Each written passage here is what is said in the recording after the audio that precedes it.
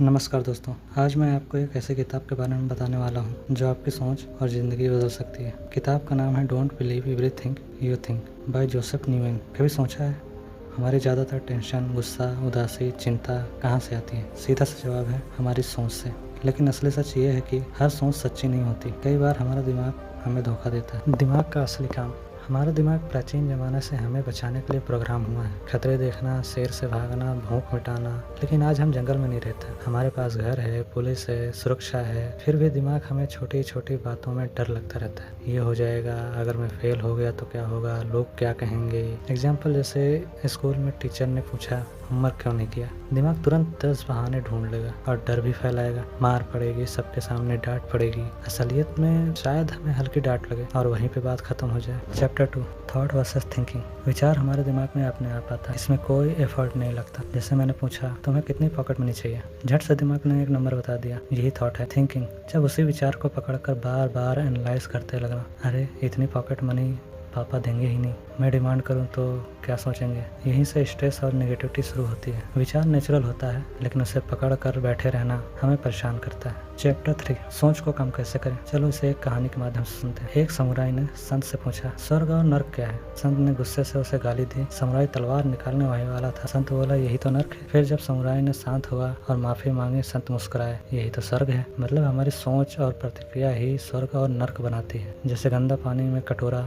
अगर छोड़ दिया जाए तो मिट्टी अपने आप ही नीचे बैठ जाती है और पानी साफ दिखने लगता है। दिमाग भी ऐसा ही है, जब हम अवेयरनेस लाते हैं सोच अपने आप सेटल हो जाती है। चैप्टर 4, इनर विजडम, भीतर की आवाज। स्टीव जॉब्स ने कहा था दिल और इंट्यूशन की सुनो। पहले से जानते थे कि तुम क्या बनना चाहते हो। एग्जाम्पल जैसे बच्चा ड्राइंग करता है तो उसे पता नहीं होता कि अंत में वह क्या बनेगा, लेकिन दिल चाहता है तो बस बनाता जाता है और आखिर में एक खूबसूरत चित्र बन ही जाता है। यही इनर विजडम है। सोच ज्यादा करोगे तो हाथ रुकेगा, दिल की सुनोगे तो मिरेकल होगा। चैप्टर 5, खाली कप वाली कहानी। एक बार एक पंडित जी बहुत ज्ञान लेके संत के पास पहुंचे। संत ने उन्हें पानी का कप दिया और भरते भरते ओवरफ्लो कर दिया। पंडित बोले कप भर गया है। संत मुस्कुराए, तुम भी ऐसे ही भरे हो पुराने विचारों से। अगर नया ज्ञान चाहिए तो कप खाली करो। नई पॉसिबिलिटी तभी आती है जब दिमाग में खाली जगह होती है। ओवर थिंकिंग छोड़ो और नई चीजें सीखो। चैप्टर 6, नॉन थिंकिंग की ताकत। जब हम नॉन थिंकिंग की स्थिति में आते हैं, काम आसान लगने लगता है, लोग हमारे तरफ आकर्षित होने लगते हैं, क्रिएटिविटी अपने आप बहती है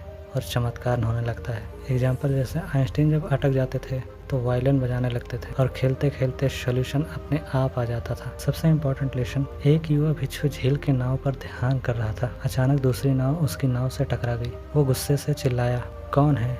नाव हटा। लेकिन जब देखा तो नाव खाली थी। तभी उसे समझ आया, मुझे गुस्सा नाव से नहीं अपनी ही प्रतिक्रिया से आया। हमारे आसपास की सिचुएशन और लोग एम्पटी बूट हैं। गुस्सा या दुख वो हमें नहीं देते, हम खुद ही अपनी सोच और रिएक्शन से पैदा करते हैं। हम वही महसूस करते हैं जो हम सोचते हैं। हर सोच सही नहीं होती। ओवर थिंकिंग छोड़कर अवेयरनेस में जीना खुशी और आज़ादी है। दोस्तों, ये किताब don't believe everything you think की समरी कैसी लगी हमें कमेंट में ज़रूर बताइएगा। अगर आपको वीडियो पसंद आया तो लाइक, शेयर और सब्सक्राइब ज़रूर करें। फिर मिलेंगे एक और लाइफ चेंजिंग किताब के साथ। जय हिंद।